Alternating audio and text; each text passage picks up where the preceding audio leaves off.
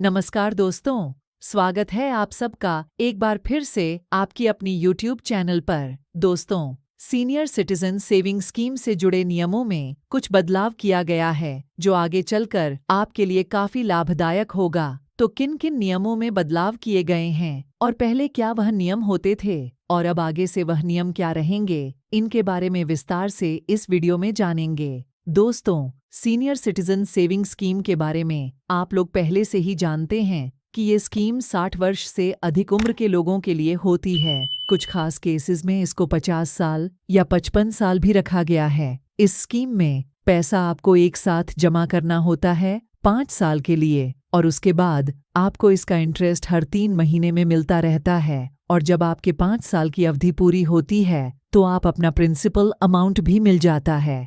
तो देखिए, जो भी सरकारी स्कीम होती है उसके कुछ नियम होते हैं, एलिजिबल के नियम होते हैं, कैसे उसको लागू किया जाता है उसके बारे में नियम होते हैं, इन किन लोगों के लिए वह एप्लीकेबल है उसके बारे में भी नियम होते हैं। तो इन्हीं नियमों में से कुछ नियमों में बदलाव किया गया है। वह बदलाव क्या क्या की गई है वह अब हम देखते हैं। तो सर देखिए, पहला जो बदलाव किया गया है वो किया गया है एक्सटेंशन पीरियड में। एक्सटेंशन पीरियड यानी सीनियर सिटीजन सेविंग स्कीम में आप पैसा लगाते हैं, वह पैसा आपका 5 साल के लिए जमा होता है। अभी आपको यह सुविधा दी गई है कि आप चाहें तो आप अपने इस अकाउंट को 3 साल के लिए और एक्सचेंज करवा सकते हैं, यानी 5 साल का जो आपका इनिशियल पीरियड था इन्वेस्टमेंट का वो, और उसके ऊपर आप 3 साल का एक एक्सटेंशन ले सकते थे। पहले तो टोटल आपका 8 साल तक का इन्वेस्टमेंट हो सकता था, लेकिन जो यह बदलाव इसमें किया गया है इस नियम में, वह यह किया गया है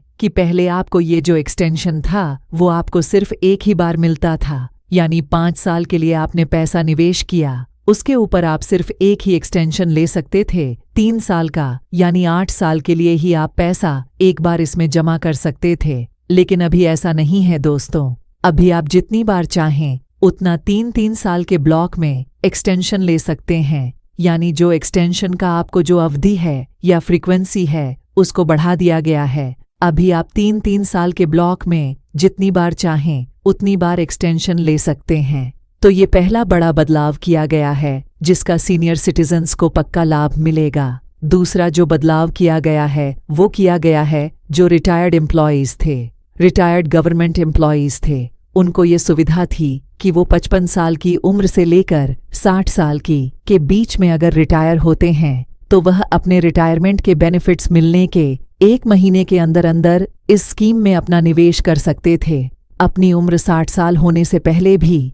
लेकिन उनको भी यहाँ पर एक और फायदा यहाँ पर किया गया है कि यह जो टाइम पीरियड था 1 महीने से बढ़ाकर 3 महीने कर दिया गया है। अब वह रिटायरमेंट बेनिफिट मिलने के 3 महीने तक इस स्कीम में चाहे तो अपना खाता खुलवा सकते हैं, इसमें निवेश कर सकते हैं। तो उन लोगों के लिए भी यहाँ पर काफी अच्छी खबर ये है। इसके साथ साथ यहाँ पर एक नया नियम भी लाया गया है कि जो गवर्नमेंट एम्प्लॉई है उनके पोस्ट के द्वारा भी यहाँ पर इन्वेस्टमेंट किया जा सकता है। अगर जो गवर्नमेंट एम्प्लॉई है वह अभी कार्यरत हैं और उनकी उम्र 50 साल से ज्यादा है लेकिन उनकी डेथ हो गई है, तो यहाँ पर उनकी जो पोस्ट है वो भी इन्वेस्टमेंट कर सकते हैं सीनियर सिटीजन सेविंग स्कीम में। सभी गवर्नमेंट एम्प्लॉयीज, चाहे वो सेंट्रल गवर्नमेंट के हों चाहे स्टेट गवर्नमेंट के हों, इस बेनिफिट के लिए एलिजिबल रहेंगे। चौथा जो बदलाव किया गया है इस टीम के प्रीमेच्योर विथड्रॉवल के रूल्स में दिया गया है। ये बदलाव आपके लिए थोड़ा अच्छा नहीं रहने वाला है, क्योंकि देखिए, पहले जो प्रीमेच्योर विथड्रॉवल के क्या रूल थे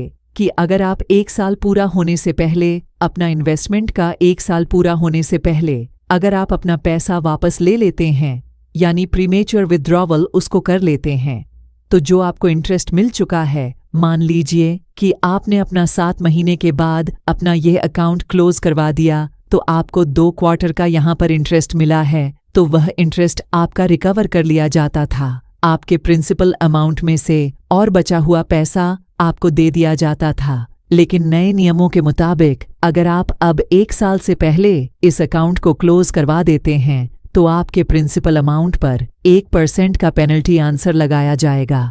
तो अगर आप खाता खुलवाने के 1 साल के अंदर इसको अभी क्लोज करवाने का सोच रहे होंगे तो यहाँ पर आपको थोड़ा नुकसान हो सकता है। तो यही कुछ नियम है सीनियर सिटीजन्स सेविंग स्कीम की, जिनमें बदलाव किया गया है। कुछ परिवर्तन लाए गए हैं जो सीनियर सिटीजन्स के लिए काफी लाभदायक साबित होने वाले हैं। आई होप बताई हुई जानकारी आप अच्छे से समझ गए हैं और आपकी कुछ काम जरूर आएगी। अगर आप एक सीनियर सिटीजन हैं और सीनियर सिटीजन सेविंग स्कीम में आपका खाता है तो ये नियम आपके लिए जानना बेहद जरूरी है। तो दोस्तों, आज के वीडियो में इतना ही। जानकारी अगर आपको अच्छी लगी हो तो वीडियो को लाइक और शेयर जरूर कीजिएगा। इसी तरह की और भी इंफॉर्मेटिव वीडियोस के लिए जरूर से सब्सक्राइब कर लीजिए।